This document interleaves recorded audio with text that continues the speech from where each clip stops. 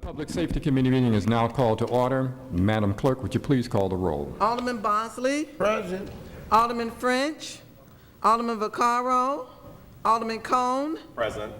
Alderman Carter. Alderman Coulter. Here.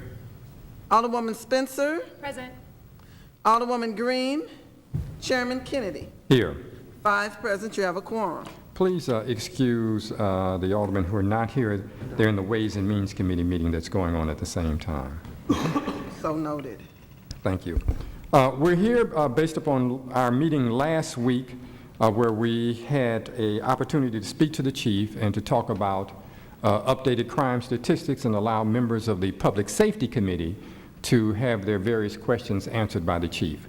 We were unable to get through all of the questioning of members of the committee last week, and so we determined to continue that meeting this particular Thursday, and we do have the chief here to continue any questioning from members of the committee.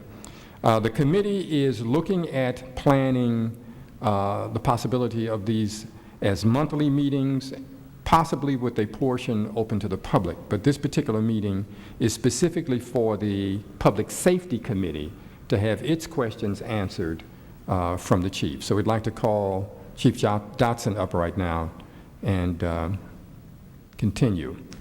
Well, good morning. I haven't seen you in a while, since yesterday. I'll do some really quick opening stuff, and then we'll happy to take any questions or to get into anything.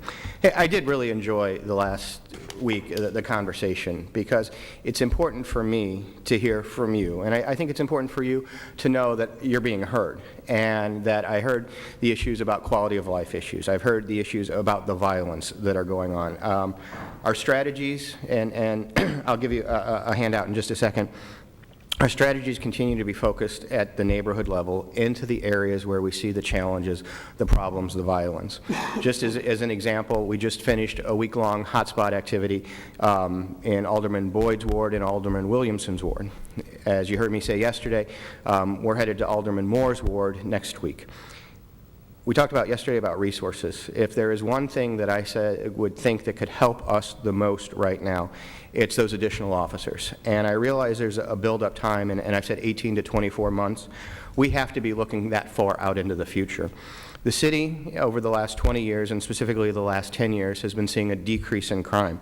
And what I'll hand you out, what my handout will show you, that since in the last 10 years, the city in the major Part 1 crimes has seen a 48.7 decrease. So the trend continues to be in a downward direction. We're seeing a lot of resistance right now. I've talked about the availability of guns in the hands of criminals. I've talked about the courts and a lack of outcome that keep us safe. I talk about my department and the metrics that I use. Arrests, once we've adjusted for bench warrants, are up 7% this year. 7% in rape, robbery, murder, aggravated assault, larcenies, burglaries, the big crimes that are impacting. So the men and women that work for us, the police officers that work for us, are out on the streets doing their job. Sure, everybody can do better, and police can't do it by themselves. But I think when we have conversations like this, we realize the role that the building division can play, and the NSOs can play, and a variety of people. So I'm very excited about it, and I would be happy to come back as frequently as makes sense to talk about any issues. When we talk about the public comment, I think it's also important to remember that every month, every district in the city has a public affairs meeting that we host at one of our stations, and weekly we're into the neighborhoods attending meetings in a variety of different neighborhoods. So I just want to be clear that hey, we work for the community. The police department works for the community, just like you're elected by the community. We work for the community. And those touch points, that feedback is important. And the community has to understand where our focus is, where our resources are, and I also have to understand where their priorities are. Sometimes we may not see eye to eye, but at least the conversation is always good. So I'd be happy to answer any questions that you have. I will give this. This is a weekly view, a monthly view, and a year-to-date view of crime that's happened in the city, along with a historical look back, 10-year, 5-year, 2-year, so you can get an idea of where we are. And I'll always kind of end with, thank you, if you could, thank you. Crime doesn't go down in a straight line, it doesn't go up in a straight line. It's kind of like interest rates. So when the economy is doing good, the Fed leaves everything alone. When interest rates start to go up, the Fed has to get involved and tighten. when things are going down, we were reducing our officers. Things were never super, but at least we saw the pattern. Now that things are headed in an up direction, we have to be able to adjust. We have to be flexible and nimble enough as a department and a city to really get into that. I'll close with, as I talk to my counterparts around the country, St. Louis is not unique. There are cities all over the country that are experiencing increases, especially in gun violence. New York, Chicago, Dallas, just to name a few, are all seeing increases in violence and increases in crime. So this 20-year trend has been a national trend. This 1 year up seems to be a national trend as well.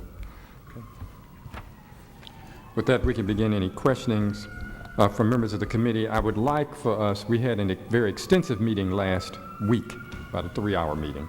So we were trying to keep this one around to an hour and a half today, because we know we'll be planning monthly meetings with you. Alderman Bosley, are there any questions of the chief? I don't have a question, but just a compliment.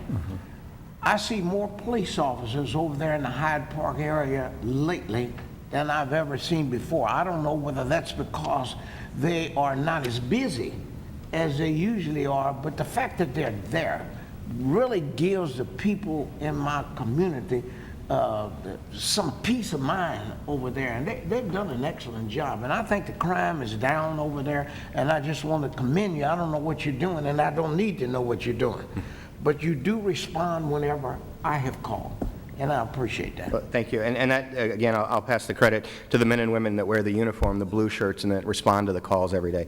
I do believe our police officers are doing a very good job in some very challenging circumstances. But, you know, I think I said it yesterday, if we have to go neighborhood by neighborhood, we'll go neighborhood by neighborhood so everybody has that feeling that you do. So thank you. And then I'd like to say, sometimes if there are problems over there in the Hyde Park area, Fairgrounds area, that no one wants to come and tell you anything, if some of the officers would just come to me, because I got block captains in almost every block over there, they won't tell you, but if I tell them there's going to be no reprisal on them, they may tell you something, because people are so nosy. They see everything, but they won't tell people. Well, and that kind of touches on a critical point that we all know. Police officers can only act on the things that we know about. If we don't know about them, if we don't get feedback, you know, nobody knows your block better than you do, and if little Johnny is the problem or little Sally is the problem, we need to know that. Police officers, over time, develop a relationship and over time identify who the criminals are, but if somebody new is becoming a problem on your block, you tell us, please, so we can get an intervention. And again, I've said I look for outcomes. Arrests, I actually feel if we have to arrest somebody on some level, we've failed, because our business should be to prevent that crime from occurring. But if we arrest somebody, prison time may not be the right answer, but we just need an outcome, education, substance abuse, mental health issues, whatever it is, to keep our community safe. So, but thank you, and keep talking to us. Alderman Cone? Thanks again, Chief, for taking time out of your schedule to be here this morning. So I just wanted to follow up on some of the conversation we had last week, in particular around, well, the Dutchtown neighborhood is proudly represented with 2 aldermen on this committee that represent part of the area. But I was at one of the neighborhood associations the evening before last, and one of the issues that is continually a hot topic is prostitution. And I know that typically, you know, there's a lot of calls for prostitution, and generally, you know, the prostitutes are the ones that are arrested. Last year, however, I think, you know, the captain in the district and possibly the new captain in the district as well has been doing this, but sending officers undercover and actually arresting the Johns and trying to address the root cause of the issue, or cut off the demand, I suppose. Which I applaud that strategy a lot more, instead of taking folks that are, you know, down and out in life and struggling to get by and putting them further in the hole. Is that something that we're going to continue seeing? And because it seemed to be extremely successful, and one officer that was involved with it made Officer of the Year for 2014, which I was very proud of. Her and her several accomplishments throughout the year. But along those lines, can you explain more about that, and then, you know, hopefully what continuing operations we would have along those lines as well. And prostitution, and I agree, prostitution is one of those quality of life crimes that impacts people on multiple levels. First, nobody wants to see that in their neighborhood. Second, the people that are involved in it usually come from a history of substance abuse or mental health issues or a variety of problems. So we have a unit called Special Operations, and 2 people are dedicated inside of that unit to be the coordinators for our focus on prostitution, Officers Eaton and Officer Woods. And then they work with people like you saw in the 1st District that received the awards to focus in on those problems. I will make sure that now the weather is warm, that we revisit that and that we go into those areas that have historically seen problems and where we've been able to get results. My commitment, excuse me, my commitment to those 2 officers remains, and it's their job to go out and work with the individual districts, so I will make sure that we prioritize that. We did operations where young officers would walk along the street and would be solicited continually. I think your point's well taken that if you cut off the supply, or cut off the demand, then the supply goes away. And so targeting the women specifically doesn't solve the problem. You just relocate it, and they don't have the resources to change their lifestyle. So I will make sure we have new life in it. I will make sure we stay focused in it, and we go to the areas where the problems. And I mean, so I know South Grand is a huge issue. So the 1st District itself faces a lot of issues, particularly South Grand and South Broadway. I also know further up north, having had these conversations with, members of the police department and also my colleagues, MLK Drive has a, bad reputation for it as well, and some other areas around the city. But it seems as though it's, generally speaking, 4 or 5 areas in the city that are very heavily concentrated in this type of activity.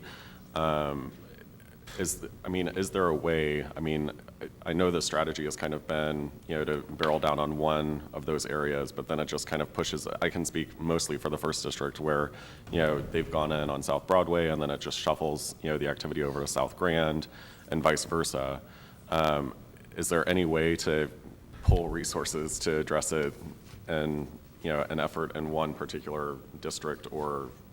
Oh, I think on a district level there is. I don't know if putting pressure on every place in the city at the same time will have that. I think it will just push it to other areas. But I hear what you're saying, that you want to, my word, eradicate the problem in Dutchtown or one of the neighborhoods. I think, though, at least sending a message to the Johns that the police department is focused on that specific area and not just, Grand or Broadway would be helpful because it would keep the Johns away. You're absolutely right. And we've published the pictures of the people that we've arrested for prostitution, the Johns, even so much that I think we caught a county council member from a smaller municipality in North County in one of our operations. So yes, we'll continue to publish that as widely as we can, so people know that if you come to the city of St. Louis and you're caught, your family, your friends, your occupation, your employer will know that you're involved. I don't think there's any benefit in us being shy about that. I think we should push that information out to as large of a circle as we can to try and discourage it. And one thing I hope you know about me, we can do enforcement, but enforcement by itself won't solve the problem. So enforcement along with public awareness, along with a media strategy, if we have to keep people from coming to the city. Because I think the city unfairly gets the reputation of being that edgy, seedy place in the region where you can come. And in some aspects it's good. Hey, we've got the nightclubs in Washington. It's the place to be. It's hip. Ballpark Village, it's the place to be. It's hip. But we also, with that, also comes that seedier edge and the prostitution. So we need to keep the good stuff up and then push the bad stuff down. So I agree with you, absolutely. And so along those lines as well, I know you and I have talked about the camera system that is currently being implemented within the department. Can you explain a little bit more because yesterday you had mentioned it and that it's up and rolling now. So if you could give us an update on that, that would be wonderful. So we talked about a month ago about the Real-Time Crime Center, and I offered tours to it. Monday of this week, it went live with a limited number of cameras. So our Real-Time Crime Center is staffed 24 hours a day, 7 days a week, starting this past Monday. And the idea is that when we get calls for service in an area, we have a map that will populate the number of cameras that are in the area that we have access to. And the idea is to go to those cameras immediately. Because obviously, it takes 3, 4, 5 minutes for a car to drive from point A to point B to get to a call. If we can dial into a camera, within a matter of seconds of getting a call, maybe we have a chance to get video or some clues to a crime if it's occurred. The idea is to leverage as many of the private cameras that are out there. I'll give you an example. Grand Avenue, the Grand Avenue Business District has cameras, to bring those into our real-time crime center. Alderwoman Ingracia just put some cameras online in Fox Park. We met with Alderman French this week to talk about his cameras in the 21st Ward, talk to the Downtown Partnership, Central West End Association, BJC. So the idea is that for the city to create the backbone, the infrastructure, the network, and then those private entities to purchase, maintain those cameras, and we have the benefit of feeding them in, federating them into our real-time crime center.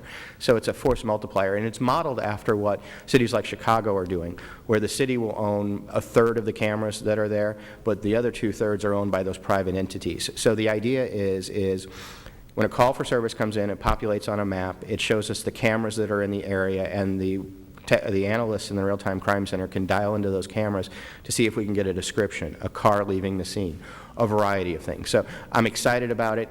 Just to be clear, though, I want to set the expectation. It's in the infancy. We're 4 days into it right now. This is phase 1 of a 4-phase project. I think over the next 2 years, we'll bring it to scale. There's money in the GO bond issue that will move forward that will help bring it to scale. But I think it's an incredible first step, and it puts us light years of where we were just 2 years ago. And then also the capability of the cameras. So do they have like a full route? I mean, I know it's kind of, nitty gritty stuff, but like, do they have the functionality to be able to read license plates for, helping prosecution of crimes, things of that nature? Those are great questions. The city-owned ones that, I've seen a little bit of on Grand and Kings Highway. There are three categories that we'll talk about cameras, maybe a fourth. The first one is a straight-on, what they would call a bullet camera, where it's not pan, tilt, zoom, where it's focused on a specific place. There's not a lot of things that you can do with the camera. Somebody has to walk right into the frame, things like that. Those are least desirable. Next are the pan, tilt, zoom cameras. The pan, tilt, zoom cameras are the ones that I would highly recommend. What they do is they give you, in essence, 360 degrees to be able to move around, move the camera to catch things. A little bit of cost of function, a little bit of difference in price, but not a lot. But pan, tilt, zoom adds a tremendous layer to our ability. And one of the things is in the real-time crime center, we have to be able to take control of pan, tilt, zoom cameras. So you've got straight-on bullet cameras, if you will. You've got pan, tilt, zoom. And then the next evolution for cameras is putting data behind the cameras. And that's things like LPRs, license plate readers. So a camera is great if we catch, let's say, a blue Chevy. But the blue Chevy with a license plate and having to be able to analyze the license plate in real time makes a huge difference. So what we're starting to see is the Downtown Partnership is probably the lead on it right now, is pan-tilt-zoom cameras with license plate read technology behind it. License plate read technology runs in the background, and as cars go by, they run license plates against a database that would be stolen, wanted for a crime, and then in a matter of seconds pops up an alert and says this blue Chevy with license plate 345 is wanted for a crime.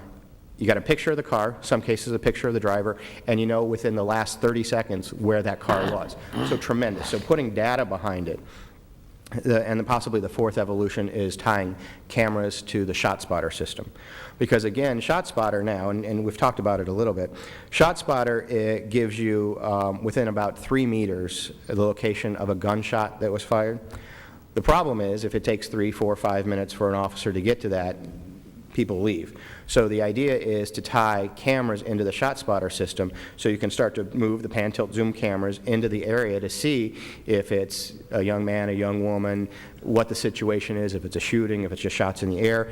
It gives real time. So that's data. I call that data and put that behind the cameras. So that's where we're headed. Bullet cameras are okay. Pan-tilt-zoom, great. Once you get into data behind it, awesome. So, and that you brought up my next question, actually, the ShotSpotter system. In last week's meeting, you mentioned that there were 4 of those, that we have like 4 square miles. Well, just under 4 square miles, yeah. But you did mention that there was one in South St. Louis. I know of two in North St. Louis, and I know the captain previous to the one that's currently in the first had talked about getting a shot spotter system in the first district, but I am unaware that that actually materialized. So Dutchtown, Gravois Park. What I'd like offer is to come to our real-time crime center. In there, we can populate a map that shows you the geography that's covered by the shot spotter is that system. roughly around the Marquette Park area, or do we know? I happen to know about the shot spotter separately, but, and it's not very close to that. I mean, I think I know. Yeah, I don't think it's Marquette Park, but it's kind of the Gravois Park, Dutchtown. It's more Gravois Gravois Park. Park, but yeah, okay. Can we look at that map? Because I know it depends, like, its catchment area depends on the height it is and all that. Am I correct? Yeah, Let him finish. okay. So what I'd offer is let's go to the real-time crime center. We can populate the map on the screen so you can see it. The system works basically by deploying a dozen or so sensors into a square mile, and those sensors within about 3 meters can triangulate within about 30 seconds or so the location of a shot fired. When the first system was deployed in North St. Louis, we purchased that as a city through a burn grant, and it was about $250,000, $270,000. Since then, the company has moved to a subscription base to about $50,000 annually per square mile. So as you can see, it will add up very quickly. The system, while it can be moved, is not easy to move. And so we have agreements with businesses and things like that to place it on their roof and power it and things like that. But I'd be happy to show you the geography that's covered and see if there's a way to tweak it or something if it's not meeting it. But yeah, about 2 miles in North St. Louis, just under 2 miles in South St. Louis. That's all the questions that I have for this morning. Thank you. Okay, thank you. Alderman Coulter? Thanks again for being here, Chief. I want to continue talking about ShotSpotter for just a minute. You just mentioned that it's pretty expensive technology. What did you say, $50,000 per square mile that it covers? Per year. Per year, annually. Okay. Do you have any stats on how many successful, how often has ShotSpotter been used to actually catch and prosecute shooters? I get a monthly report about the activations of the system.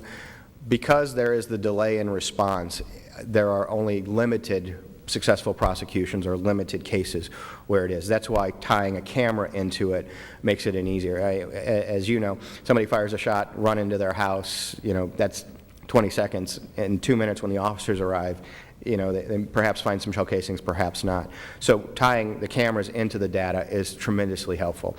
Right now, some cases, but not a lot. Gotcha.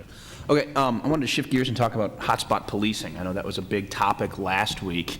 I certainly am in favor of hotspot policing, and I was hoping you could sort of expand on your discussion of it from last week and sort of talk to us about what are the metrics you use to decide, to determine whether a hotspot policing effort is successful. What specific, criteria are you looking at, in the days following, a flood of officers in a certain area? The metric that we most use is the reduction in violence.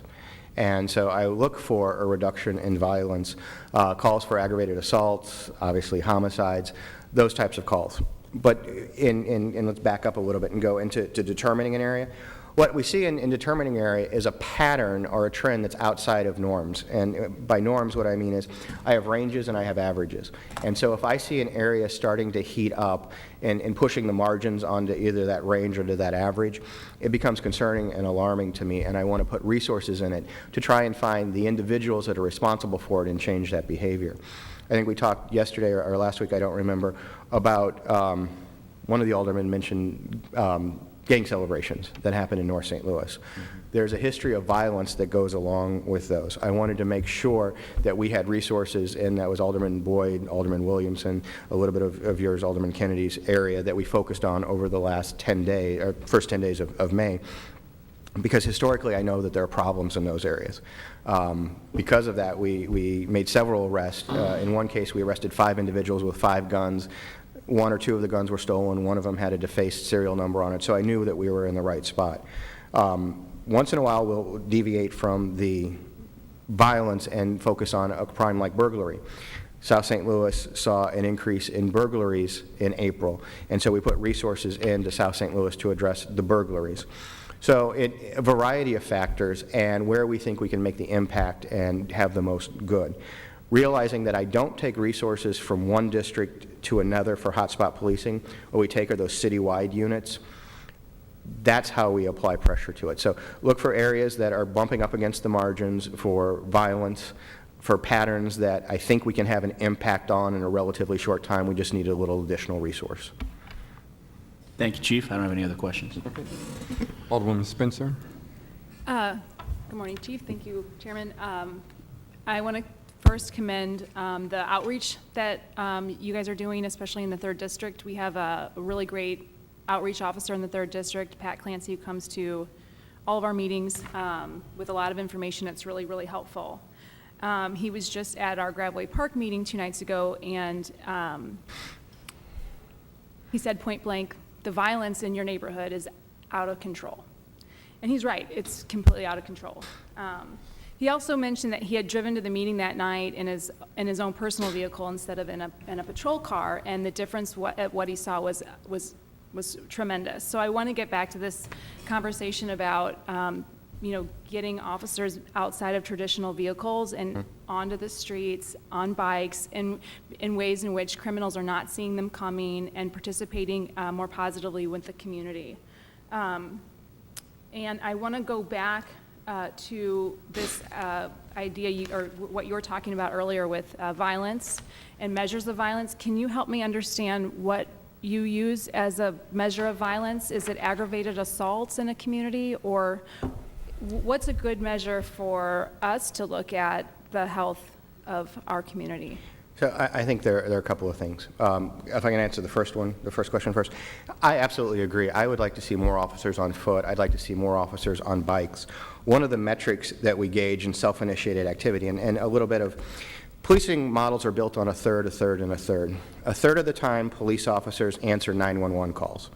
So the average officer that rides in Graveway Park or Dutchtown or Soulard, a third of their time is answering 911 calls.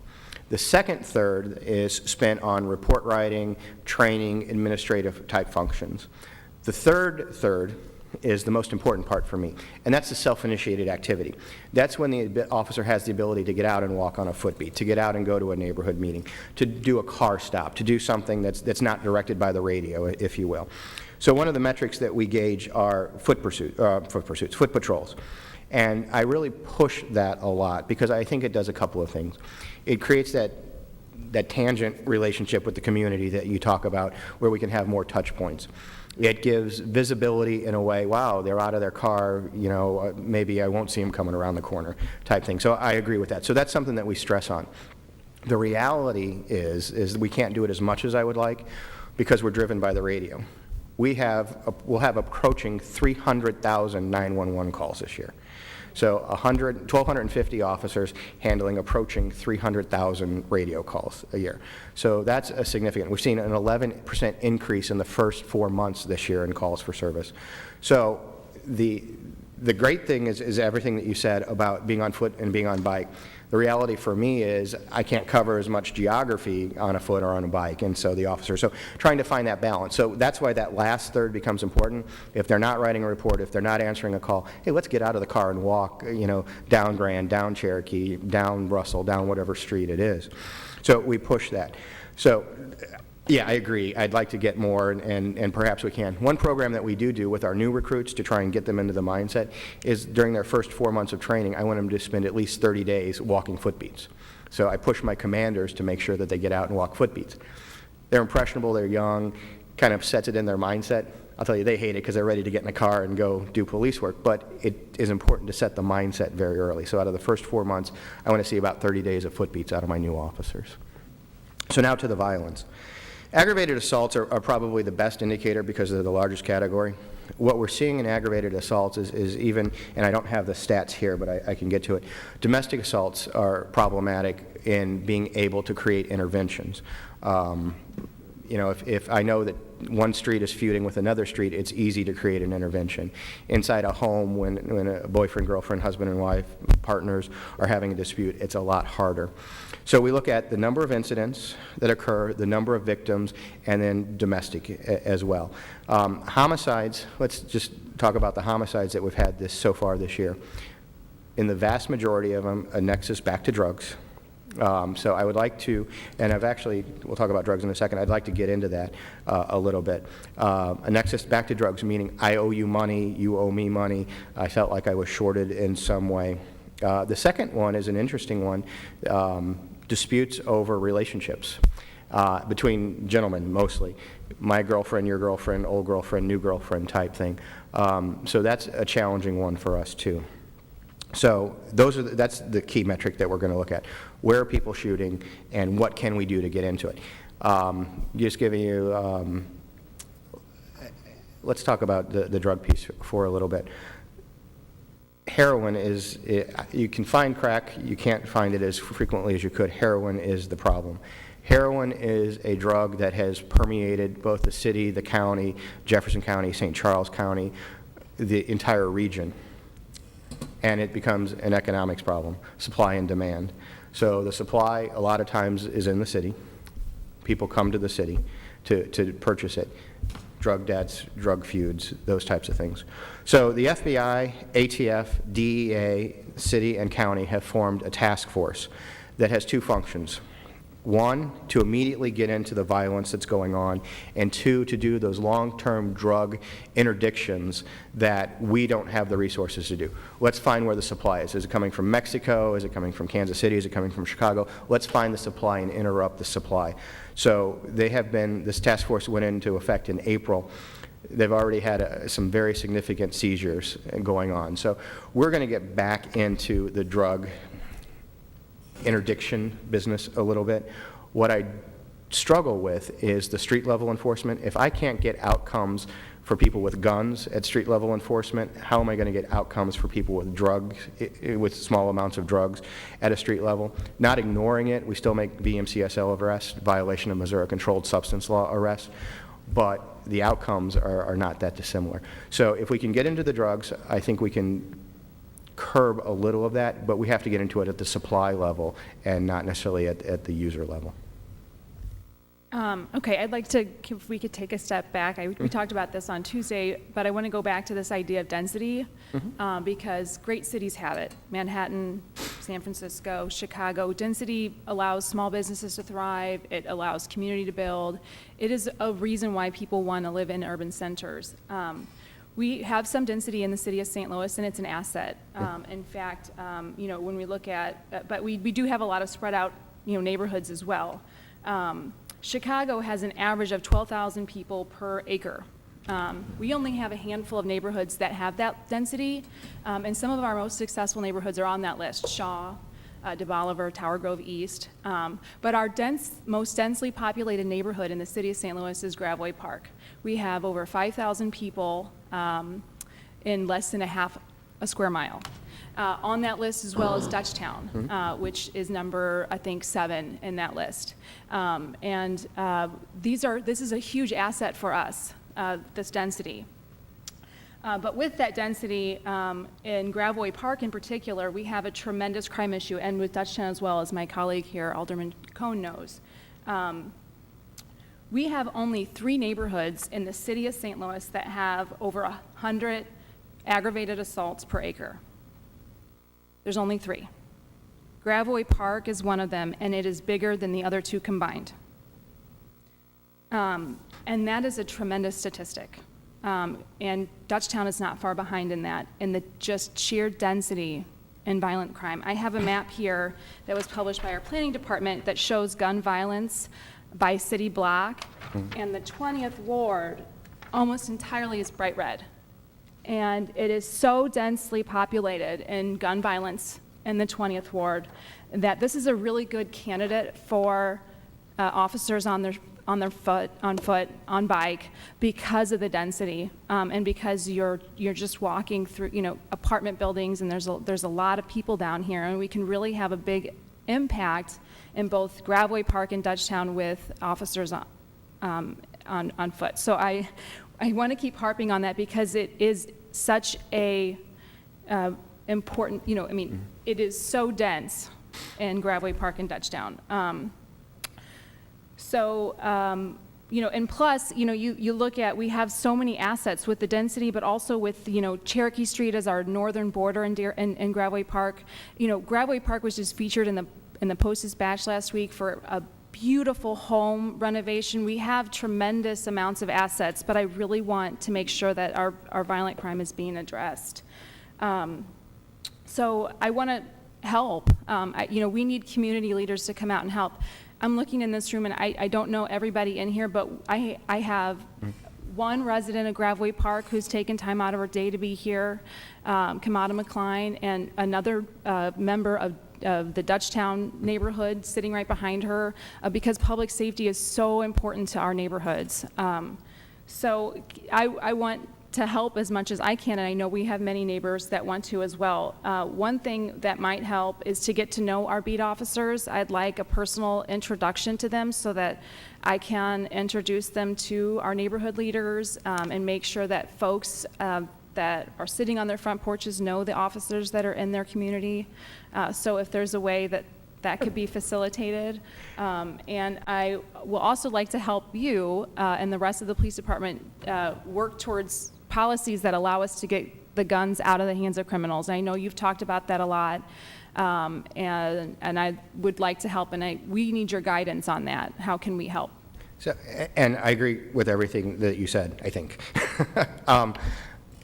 Let's start with Graveway Park and Dutchtown about density. Absolutely, I agree. And in those densities, you see the crime, and I understand it. The only thing that I worry about is the comparison to like Chicago about the density. Chicago's a lot of foot traffic, a lot of people on the street.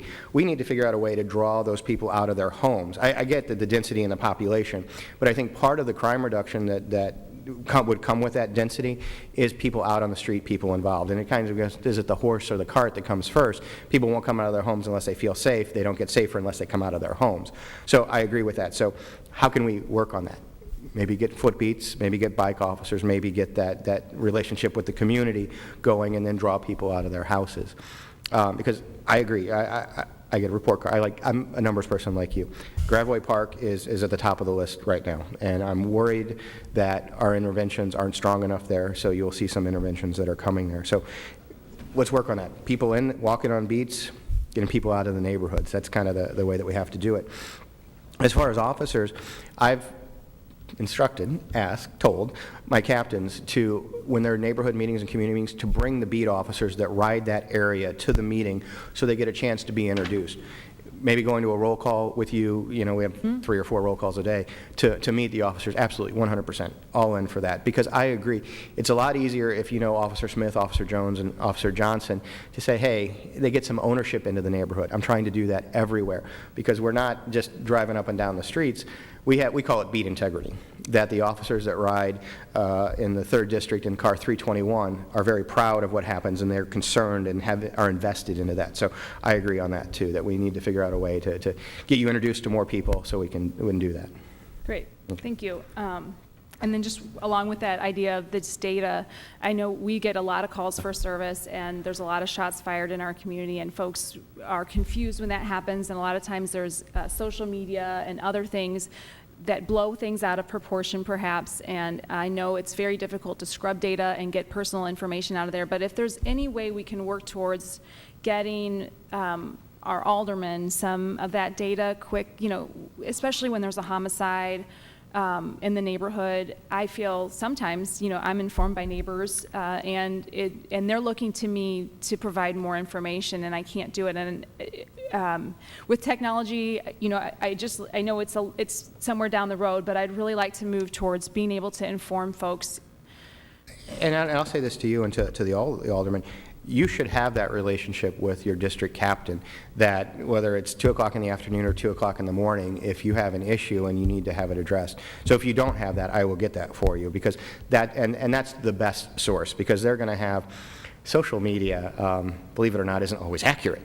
And so anybody, CNN's not here, are they? Anybody that relies on social media for their information is playing a little bit of a deficit. You should have that relationship with your district captain, the area major to get that. And she has definitely offered to help, when there is an issue, but when I'm informed by the neighbors, sometimes it makes it more difficult. But if there's a way to if we can move towards maybe being more proactive, I know it's a big strain and it's not the top priority. And then to your last point about guns, maybe we look around and find some legislation in cities that have been successful. I know anytime we do that, the NRA will be knocking at our door. But for the epidemic of violence that we've seen, and I was encouraged, I was just at a meeting at Washington University where the chancellor has made it a priority of the university and the medical school to really get at some of the root causes of violence. Maybe we look at Chicago's law about gun registration in the city. Maybe we look at something like that. I know it'll be challenged, but I think we have to have the resolve to actually do it and take on the fight. All right, thanks, Chief.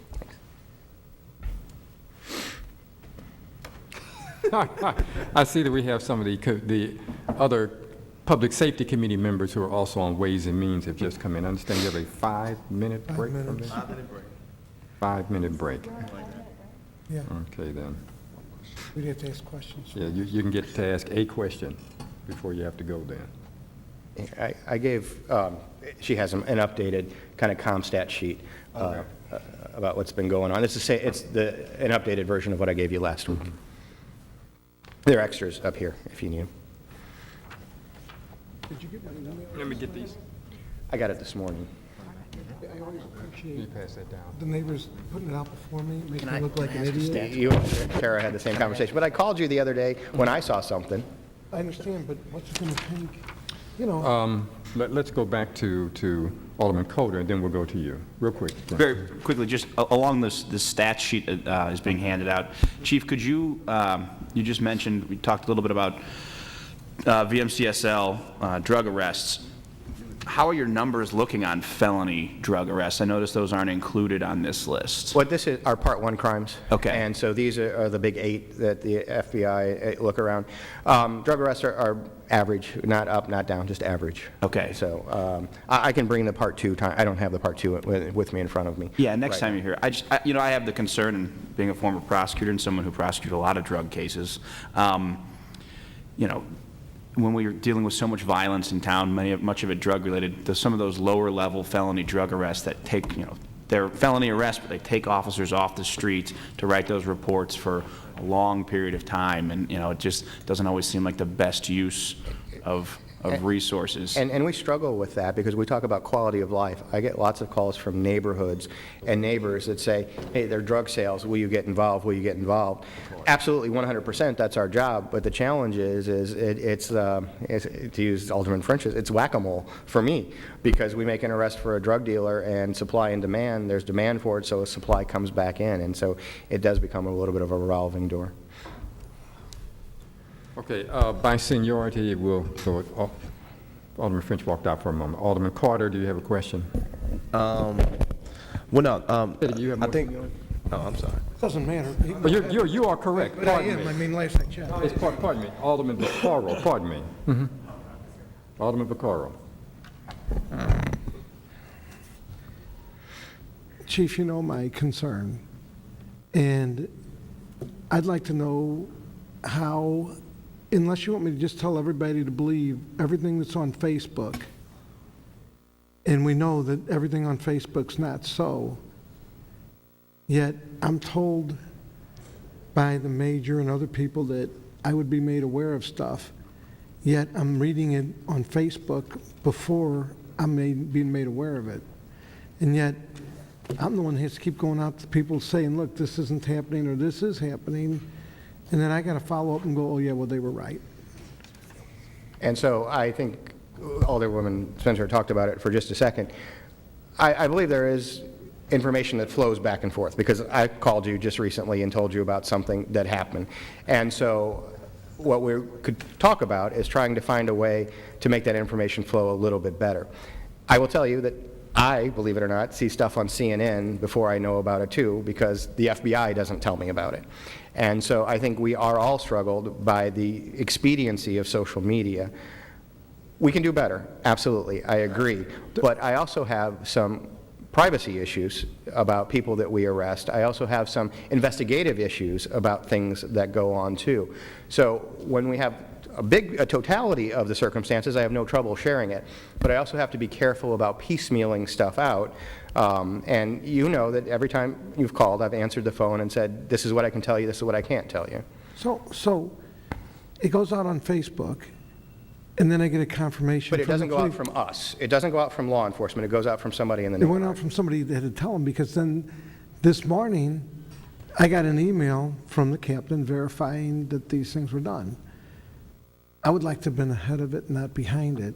And if you expect people to believe anything I tell them, I mean anything, and this should be more of a personal conversation, not, but if you expect me to tell people that this is really happening and this isn't really happening, when they're putting it out ahead of me, that yet in the, you know what, I think it should be more of a personal one, because I have some pretty big issues. And I'll end it just as I told the Alderwoman.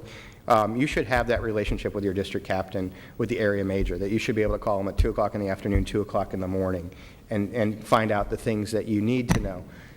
But Right, so what, should I call them every other hour just to check for updates? They're gonna have to call me. I don't know there was an arrest made. But you hear things on social media, and so I a don't lot want of to hear, times... I want to be able to, when I see it on social media, I would like the opportunity to say, you know what, actually, here's the reality. Not say, well, let me look into what this is. Oh, you know what, you were right. But just to be fair, sometimes social media gets things out before we even get there. The police shooting that happened the other day, social media had it before I even got there. So it's hard, and I hear you, but just to be fair. So if there was an arrest made, and I don't want to embarrass or do whatever, and it should be a private conversation, but if there's an arrest made, how can social media have that before and be able to put the details out? And I do have, I saved it, I forwarded it to you, they had all the details. But, and so we'll have this conversation offline, and I appreciate that, but just to be fair, I saw something the other day, I called you to make sure you were aware of it. Absolutely. And so it's not a perfect system, but it's getting... No, it's getting- and I don't, Chief, we've been friends for a long time, there's no question, I'm not saying that, I'm not challenging your ability to run the city, I think you do a good job. I don't agree with everything, that's fine, but this is more of a personal issue that I know that Major Rochelle was supposed to be letting me know stuff, and How about, we'll have a conversation offline, we'll sit down and talk about it and find a system that's better, and I heard the Alderwoman as well. They just send them the Joker report. Well, there are problems and challenges with that too, that you know. Alderman French. Thank you. I'm trying to keep this quick because we got this other thing going. A couple things I want to follow up on from really a lot of what we talked about last week and even some of the stuff we touched on yesterday. With regard to the new officers being requested, anywhere between 120 to 140. Whatever the number, yeah. Whatever the number is. What I'm concerned with is that I think it's important for us to have a clear understanding about what the plan is on how we are policing and how we're using existing resources and existing officers, and then to know then how we're going to use the additional officers in the mix. And so one of the things I've been asking for is some kind of a comprehensive plan here. And most of my requests for a comprehensive plan have been directed not just at you, but also at the mayor, primarily because I don't think it's up to the police department alone to deal with crime issues. And I think that we had an opportunity, once we got local control, to start coordinating the efforts between all these different departments. And so I think the Alderwoman from the 20th showed you this map here that you've seen, I'm sure, about those areas that have seen a lot of violent activity over a long period of time. And so one of the things I've been asking for is that instead of us doing this 2-week hot spot period, that we actually target those areas that have traditionally in the city been where 70 to 80% of the homicides occur, and really over a long period of time coordinate our efforts in those areas. And that could involve the police department, but also Parks and Recreation, Health Department, Slate, all these different efforts, concentrating them over a long period of time to try to deal with those areas that have been most violent. So one, are you in agreement that that is needed, or are you willing to do that? And two, have you had much interaction or cooperation with the other departments in trying to rid our city of violent crime? So I agree.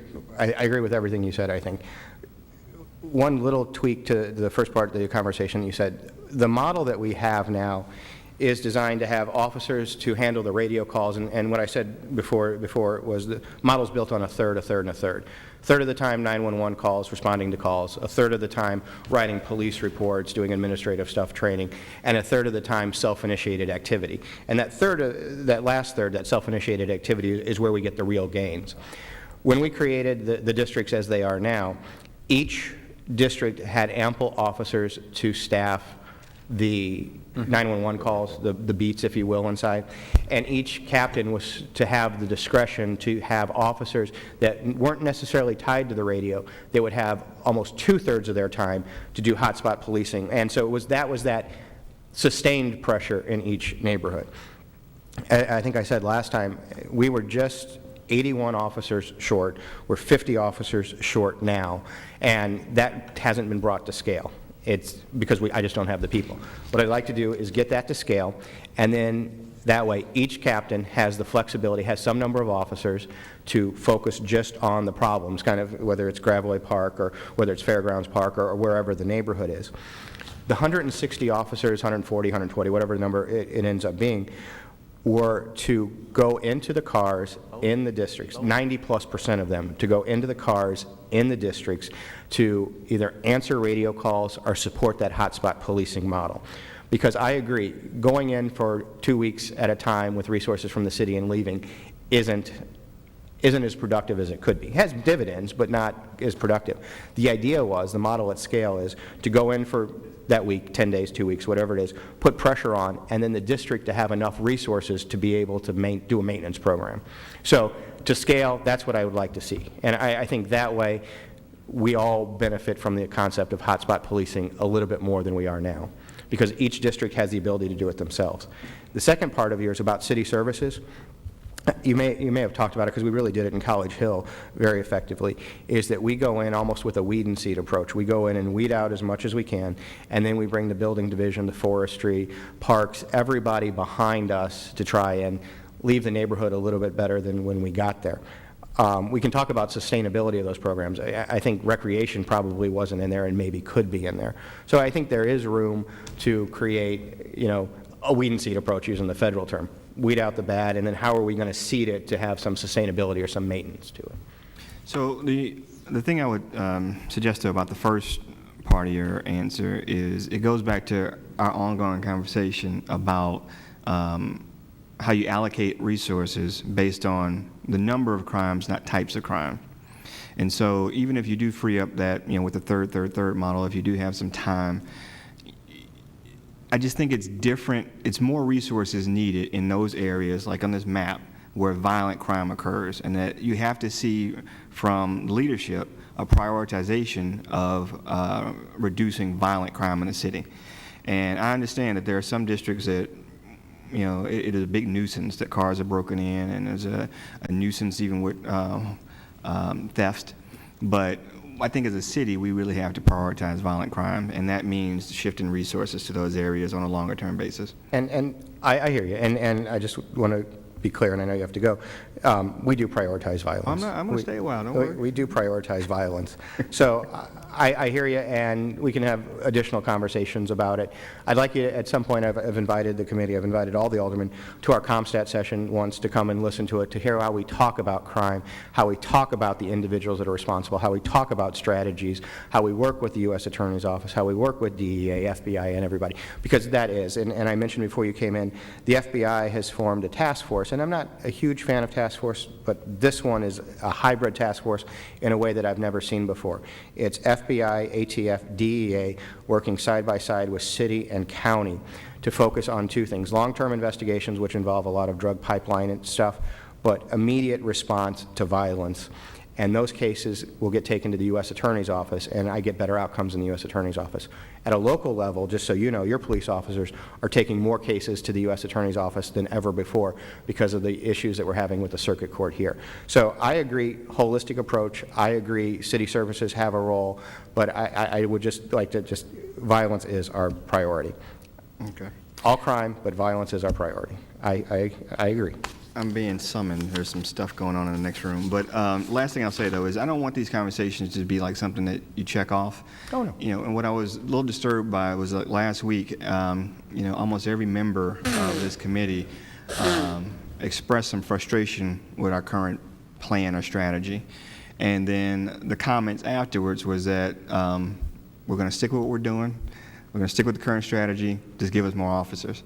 And I don't think that's really being responsive. We're not, I don't think anybody here is saying that what we're doing is working, because it's not. And so we need to do something different. And the only thing that I would offer to that is that they weren't check-off boxes. We talked about your cameras. This week we had a meeting about your cameras. So there are action steps inside of that we're doing. The other thing that I said before is the city of St. Louis in 10 years has seen a 50% reduction in crime. As recently as last July, compared to the year before, crime was down 13%. So economic policy, everything goes in cycles. It goes up and down. We have to have a plan to address it, 100% agree.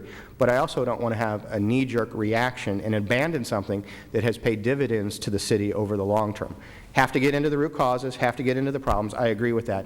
But I also want to be clear that the strategy has been working. Also, I said before you walked in, and I know you were at the other meeting, that other cities around the country are experiencing increases in violence as well. Chicago, New York, Kansas City saw an uptick in homicides recently. So everybody's struggling with this. And I'm talking to chiefs around the country and saying, what's working in your community? What's working there? I was with PERF, the Police Executive Research Forum today. Hey, Minneapolis had a huge homicide problem in the late 90s. What worked there? So we are looking for those ideas to try and bring here to try and turn the corner. I don't want to abandon things, but I also want to make sure we're doing the best and the new. All right. Thank you. Okay. Were there any other follow-up questions from members of the committee? Quick follow-up. Chief, you just mentioned that you guys are bringing more gun cases to the U.S. Attorney's Office in light of what's going on with Amendment 5. Do you have any numbers on that? How many cases have you guys applied for in the Eastern District versus in you know, the Circuit Attorney's Office? What's interesting, Tony Decker, who is the head of the criminal prosecution in the U.S. Attorney's Office, comes to ComStat every week. Every week she gives a report. We took this guy, we took this guy, we took this guy. So we're up 25 plus cases that we've taken to the U.S. Attorney's Office. And as you know, as a prosecutor, in the U.S. Attorney's Office, they get a lot of pleas. And so they're turning the cases pretty quickly. So 25 plus cases compared to what we would have done normally at this time last year. So that's a big deal. That's huge, because that's jail time, that's not probation.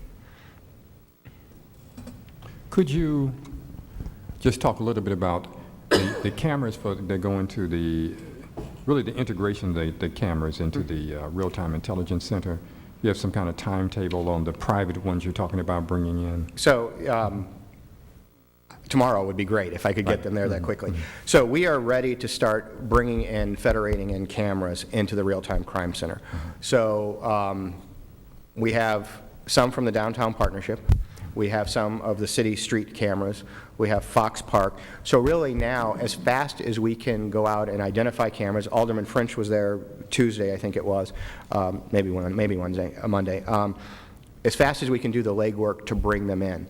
So we want to add cameras. We are phase 1 of phase 4, staffed 24 hours a day. We can start doing it now. Phase 2 is an analyst inside, bring our crime analysis in. Phase 3 and phase 4 require a new records management system, which is part of the GO bond issue. So phase 1 and phase 2 could be completed as early as the end of summer.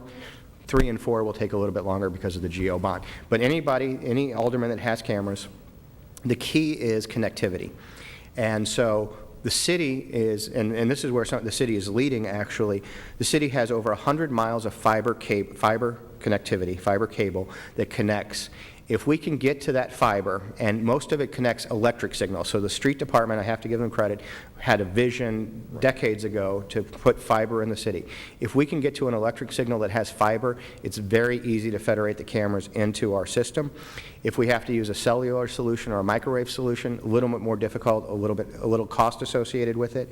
But I'll give you an example. I'm meeting with the Forest Park Forever Board on Monday to talk about cameras and LPRs at all the entrances to Forest Park that they're funding. As fast as we can do it, we can bring them on board right now. And I have it's about a 3-minute video that I'll send you the link for to look at, but I'd really like you to come and see the Real-Time Crime Center to understand it and appreciate it. But we are phase 1, operational, and I'd like to, over the next 2 years, bring it to scale. And so there's staffing in there now? 24 hours a day. 24 hours. And how many right now is it? You typically 2 people at a time. 2 people. Okay. Maybe on nights 1, but typically 2 people during the day and afternoon watch. 2 people in each shift, you said? 2 people on each shift. In each, and how many shifts? 3. 3 shifts. Okay. Okay. Are there any additional questions for the chief? I wanted to recognize before you leave the Director of Public Safety, I believe, is behind the camera over there.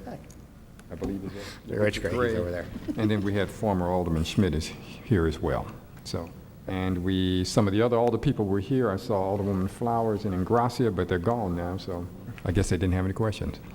Well, if there are no other questions or comments, we'd like to thank you for coming today, and I'll be speaking with you about setting up these more frequently. Absolutely, and I would maybe at some point like to have the conversations about Brandon, where we can help. and that's kind of where we're going. What legislation, and maybe we do it beforehand, what legislation can we offer about guns? What legislation can we offer about other strategies? And so I think that's probably the synergy that's been missing from this. And I will tell you, under local control, it's been almost 2 years now.